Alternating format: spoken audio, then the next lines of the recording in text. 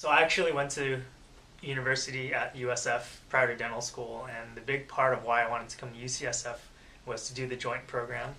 Having come from USF, I had a pretty good knowledge of the business program as an undergraduate business minor. So I wanted to supplement my dental school education with a more versatile course load to help me kind of adapt to whatever I'm going to face following graduation. I think the one thing that James touches upon is versatility, and I definitely agree with James that that was a big pull factor for me. I'm a science background major, and that's my training. So, we lack that business training, that business savviness that's necessary to survive in this kind of world now. When you're looking at the way the world is developing, if you want to be a community dentist, then UCSF can provide that training. But if you want to be at the cutting edge, where you're involved in politics, you're involved in insurance policies, or you're involved in academia, having the MBA DDS joint degree, definitely adds that versatility and opens a lot of doors for you in the future. And as of now, it's hard to say. It's hard to really say what the tangible jobs are for us, but I think that by having this extra degree, we definitely have equipped ourselves for success in just any arena, in dentistry or in dental products for consumers, or dental insurance, or even the political arena. Well, I think there's a good reason whoever enters this joint program starts their second year. Obviously, you're going to have to survive and do well the first year because your course load will be almost doubled when you start this. So I think the ideal candidate for the joint program has to be the most efficient time manager that he or she can be. They have to be really proactive and take a lot of initiative in making time after your courses, or allocating your ISOs as efficiently as possible, and really even sacrificing some of your weekends to really optimize what you're learning at USF. I actually think the ideal student is just anybody willing to make the sacrifice of time. A lot of it has to do with not being able to watch Monday Night Football, or being able to give up watching the Giants game and going to a night course, and it's catered so that we can do very well in this program.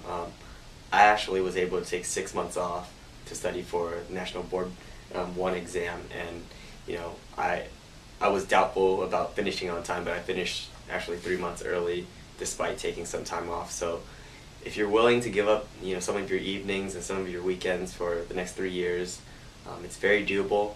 I definitely think it has to be a very, very motivated student, somebody that wants to learn more than the clinical aspects of dentistry or the didactic components of dentistry. USF Business School is very accommodating. When it came time to switching our schedules around because our national board exam was in the way, or if we just couldn't make deadlines because we had 5 finals at UCSF, or we had mock reps or whatnot, they would accommodate us. They would have counselors respond to us via email within 24 hours, or we could drop in to their counselor's office to discuss any scheduling conflicts. And you're not alone in that, because you're in a cohort with 20 or 30 other people who are working full time. So they kind of have empathy for us. Well, actually, we were seen as the hardest workers, because we would have a full load of school and come for 4 more hours in the evening. So the professors are used to students leaving for business trips, or they understand when the load can get a little crazy in conjunction with the other courses. So I definitely agree that it's really, really accommodating for your schedule. And in regards to any type of time management, most students towards the back end of the second year, third and fourth year, will notice that there's less take-home work for you to do as far as studying beyond clinical hours. You're going to transition into a position where you're working kind of like 8:30 to 5.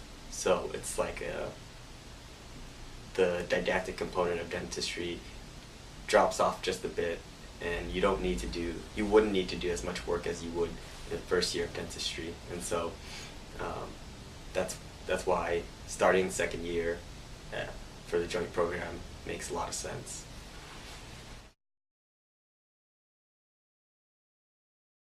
I would say on average that at least 8 hours a week will be devoted for evening classes regularly.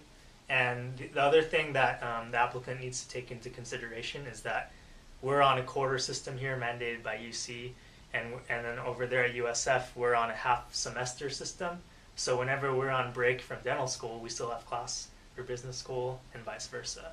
So like Ton said, it's a little bit of a sacrifice, but at the end of the quarter, end of the semester, it's not really a big deal. I think the coinciding vacation times will probably be Christmas vacation and Easter vacation. Other than that, you're looking at being here most of the time, so you're pretty committed. Being that Ton and I have both finished 3 months ahead of schedule, which is awesome, we start to think about how can we start to apply all the theory and hard business and cases that we study in practical terms for dentistry. For me, it's a little bit still of a nebulous thing right now, but lately, as a fourth year, we sit through a lot of practice management lectures and like employment law lectures, and the biggest thing for me in terms of satisfaction is that I know all that stuff so well already that I can say with confidence that I'm a little bit on the next level for business management, business consulting, and hiring practices, etc. So in that regard, I think I'm off to a good start. I'm pretty sure I made the great decision to do it, and from here I'm just gonna stay open-minded to try to utilize the degree as best as I can. Yeah, I definitely want to go into a career where I'm doing multiple things, involved in multiple aspects of dentistry. I do want to be a clinician a couple days a week, but at the same time, I think further into the future, I'd like to go into practice management consulting at a smaller level, and then hopefully at a greater level, maybe even bigger practices, bigger group practices, or even university practices to help these organizations run more efficiently, increase their profit margins at the same time, decrease their overheads, and so that the universities can increase access to care. And as of now, you're looking at a lot of innovations in regards to implant dentistry, cone beam CT stuff, and if we're able to somehow capitalize and get involved in startups with those companies, then we're looking at very promising careers. I also want to take a look into getting involved in academia, maybe coming back and becoming part of the administration at a dental university somewhere, wherever I end up being. So I feel like James and I both have a lot of aspirations in regards to our dental careers. It's not just becoming the community clinician. We want to go above and beyond that. One aspect of the program we didn't touch upon was the cost of the tuition. So I think as of now, it's about what I've paid so far is about $70,000, and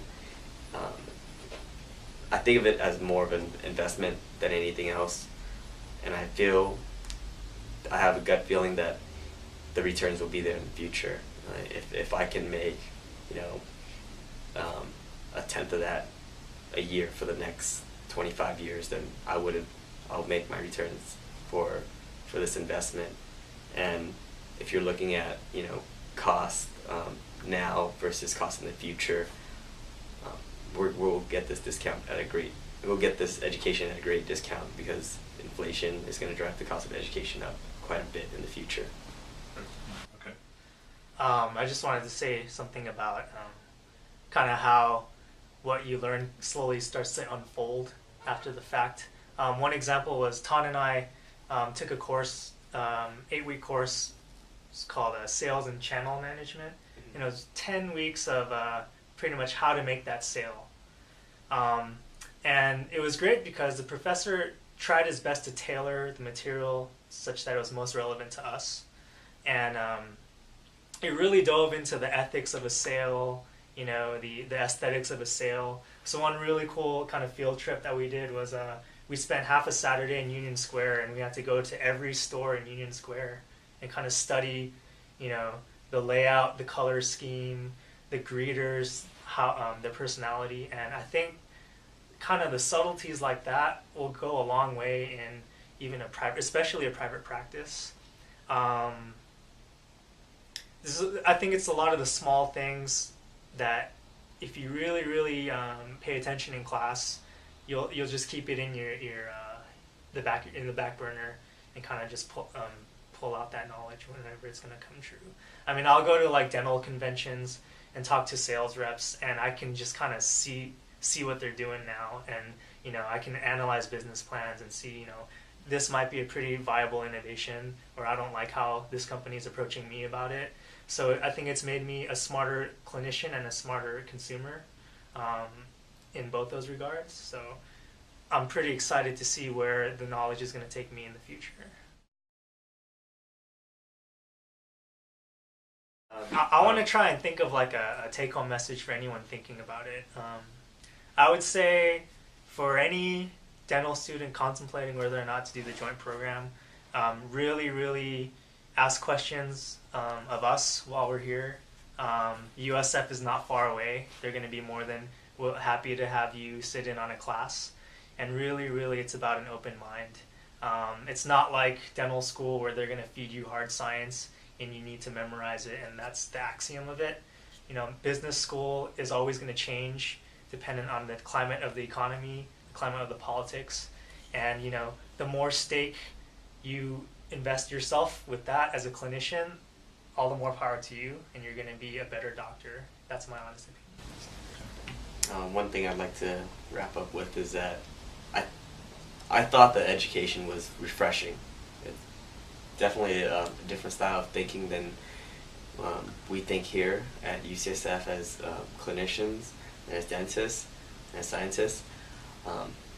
They think, well, we're taught to think from perspectives over there, more from, you know, what a consumer would feel about a product, more from what the R&D developer what factors they would think about in regards to delivery of any service or products, and what management would consider, what things they would consider before, you know, continuing a project or even initiating any project. So, and we learn we'll learn maybe one concept within 2 hours, and we'll get a case study. So it's not very heavy as far as what we're used to in dental school, getting 3 weeks of